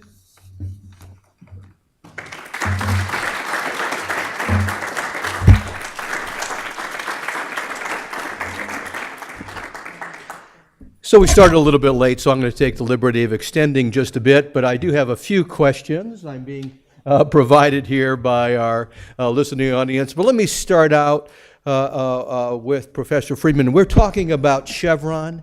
When I was at the Department of Justice, everybody else had pictures on their screensaver. Most of us had Chevron because we knew at some stage during any brief we were going to cite it. You pointed out, of course, that City of Arlington had a sterling defense of Chevron by Scalia. But we just heard from Professor Lazarus that he wrote the dissent in Decker case saying no deference in interpretation of regulation. Was he just waking up on the wrong side of the bed? What was happening to this justice? This is actually perfectly consistent. So Justice Scalia believes the Chevron framework should apply to all agency legal interpretations because he thinks the underlying question is whether the agency has the authority to do what it wants to do. And he can figure it out the way he wishes by applying step 1 and saying, look, Congress has been clear, you can't do what you want. and in some cases he'll defer if it's ambiguous, but he's not constrained in the outcome because step one's always available. So what he's concerned about is chipping away at when Chevron applies. You get time on this one now with the very quickly, to defend. And I think he, as much as he gives the agency enormous deference when it comes to interpreting statute, he says they don't get that kind of deference at all interpreting regulations. That's sort of too much of a good thing. They get the first thing, they don't get the second thing. Laced throughout these cases, you heard a couple times, the Chief Justice in the Arlington dissent wrote quite strongly about what it means to give the agencies all of the scope to interpret their own jurisdiction, and for the court not to be the one to decide whether the agency has been given specific lawmaking power. That he said, this is only going to make it worse in terms of, he used language like the growth of the administrative state, the expansion of the state, that it's poking into every nook and cranny of life. And the idea is there's just too much authority being given to these unaccountable agencies is essentially motivating his decision. And you saw it also in Richard's story in wanting to reconsider the Auer decision. They've just got too much interpretive authority unchecked by us, the courts. We ought to play our proper constitutional role. Right. So turning to Professor Lazarus, in the Decker case, the Oregon stormwater case, when the government representative faced the Chief Justice, as I recall, his opening words were something to the effect, were you as surprised as we were in what EPA just did? Would you fill us in? Yeah, I left that part out just for time. You would think that we hadn't left anything out, but we did. And that is, this case was argued on Monday, the first Monday of December, the Decker case, involving the sort of interpretation of EPA's own regulation. And actually, at 4 o'clock on Friday, EPA issued a new regulation saying, hey, if you didn't think that was clear what we thought about industrial activity, we issued a new one which makes it absolutely clear what we said. So if this is about what we think, we have a new regulation. And they put it out at 4 p.m. On Monday, and they sent a notice to the two parties, because they were an amicus, said, two parties, we just done this, you might want to let the court know. So the parties let the court know, and then had to refigure out how to do their briefs in the case. The justices were not amused. I think they were angry that this whole case had been briefed and gone on for a long time based on the old regulation. At 4 p.m. on Friday, before the case being argued on Monday, EPA pops out a new regulation, and it itself doesn't tell the court, but has the parties tell the court. So the court was really mad, and the chief was really mad. I was there actually for the argument that morning, and there was great laughter from all the justices before they actually walked out past the curtains, because I think they were ready to go. I think all of them were mad at the government for this. Now, in the government's defense, they had told the court not to take the case. They said, don't take the case because we're going to issue a new regulation. So the government said, look, we gave you notice. And basically the chief's position was, look, you often say you're going to write a new regulation, and you don't do it. And you don't ever write one that quickly. And you would have known before Friday at 4 you were about to do it. And if you'd given us a couple weeks' notice, we would have postponed oral argument in the case. So we could have heard it after the new regulation had come out. So it was a pretty uncomfortable moment before the court. Professor Freeman, I have questions now from our listening audience, and it's two-part, all greenhouse gas. Why do you think the greenhouse gas petitions were relisted for the October 11th conference, part one? Part two, if the Supreme Court does take the case, could it have an impact on the President's announcement of greenhouse gas rules, which he did on June the 25th? Well, I was just conferring with the expert on order lists and procedure, but I think they're still wrestling with it. Is really the reason. We keep waiting for it, and it probably increases the chances of a grant. Right. It's hard. If they don't decide it on September 30th conference, it automatically gets relisted for the next conference. Right. So I keep pinging him is it up? What are they doing? And the answer is no, they just keep moving it along. And so I think the anxiety level, EPA seems quite confident, acts quite confident that there won't be a cert grant. I think chances are going up. Yeah, I think the court is probably trying to figure out less whether to grant, but if they grant what issue.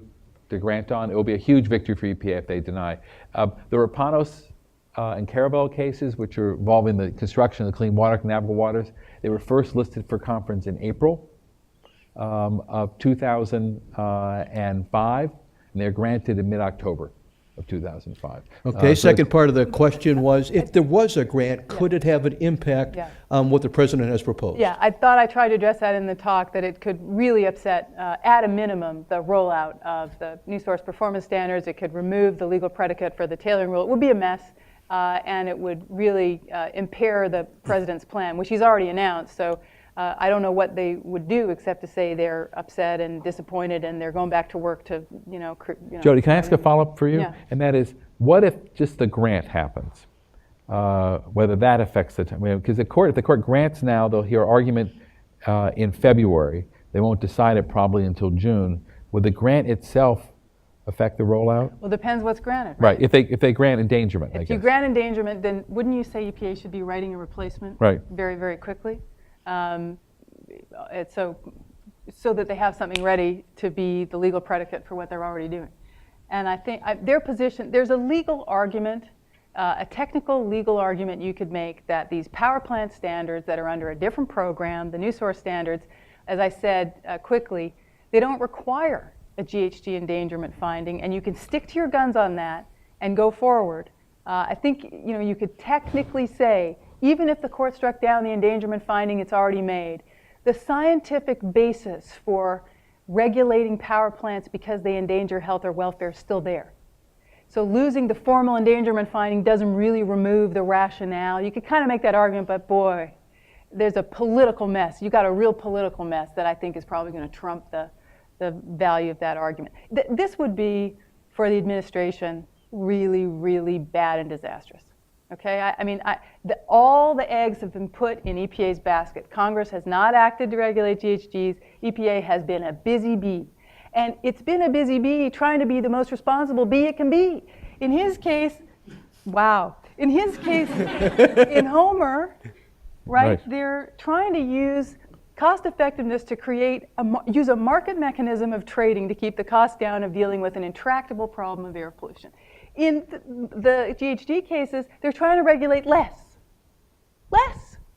This is an EPA saying, we're not trying to bother you. We're trying to do this in a sensible way. And so if they lose, it's very depressing, I think, for the administration. I have about time for about one question from the audience. That's about it. Do I have anything here? For those of you listening on the phone, this is not you now. This is now we're back in Boston. Anybody have a question there? We have just a time for one. These are some diehards here. This is true dedication. This is what we call class participation. Yeah. Please, if you would, go right over to the microphone. Oh, the computer's doing something. Oh, the computer's doing something to us? I did have one question. Okay. Actually, Professor Lazarus, you said you were. Should I? You said you were involved in was it the NRDC case? LA County case, yes. Were you involved in the decision to defend on the Supreme Court level the judgment on different rationale? I was involved in all of the strategy decision at the Supreme Court. I was just curious if you could go through some of why did you make that decision? What was the costs and the benefits? Yeah, I'll do it within limits, just because of that old thing called attorney-client privilege. Basically, a decision was made not to defend on the grounds we had won in the Ninth Circuit, because we felt that it absolutely had no merit at all, and if we wanted to lose this case, we were going to lose it as quickly and neatly as we could, and our worry was if we made a broad argument and tried to find some way to defend their rationale, we might invite a more sweeping opinion by the court in a way that would cause damage to other issues. So while there was a possible arguable position to make, I think ultimately our judgment was it was wiser not to make it because we wouldn't win. If you're not going to win, just fall on your sword quickly. We thought we had a pretty good argument in terms of a backup argument. But we had lost on that issue in the district court. We had lost on that issue in the Court of Appeals. The idea of winning that for the first time in front of the United States Supreme Court, we lost twice below without a cross petition, struck us as slim. But we actually thought it was the right argument. We actually thought the lower courts had just made a mistake, and we actually did a much better job of briefing it in front of the court than had been briefed before. Because you spend time on these things, you think about them more clearly. And so we did I thought it was a really nice briefing job. We couldn't quite convince the court that we were right, that we didn't have to cross-petition. It was actually a tough, close question whether we had to cross-petition or not. If you looked at the Supreme Court's precedent, it seemed fairly clear we did have to cross-petition.